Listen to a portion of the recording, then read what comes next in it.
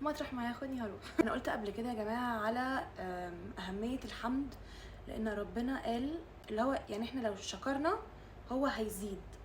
فالواحد اول ما اي حاجه حلوه تحصل لازم يقول الحمد لله، الحمد لله على كل شيء. المهم انا متحمسه للسفريه وهديكوا هنت على البراند. هو براند انا بحبه بس مش كل الناس تتفق عليه. عرفتوا هو ايه؟ انا من الناس اللي بتحب الشتاء قوي، يعني مش من الناس اللي بتفضل الصيف، بس ما اقدرش انكر ان لما الصيف بيجي والشمس بتطلع والنور بينور كده الواحد بيجيله طاقه وحيويه وبيحس ان اي حاجه ممكن تحصل. ممكن احنا كنا رابطينها بكده عشان المدرسه، مش عارفه. الساعه بقت 5:30 ل5 والمفروض ان العربيه هتكون تحت 6 وانا لسه ما حطيتش الحاجه في الشنطه.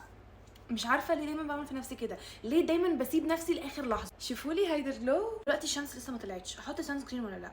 هحطه ما يخسرش. انا شخصيا مش بحب احط ميك اب للمطار، بس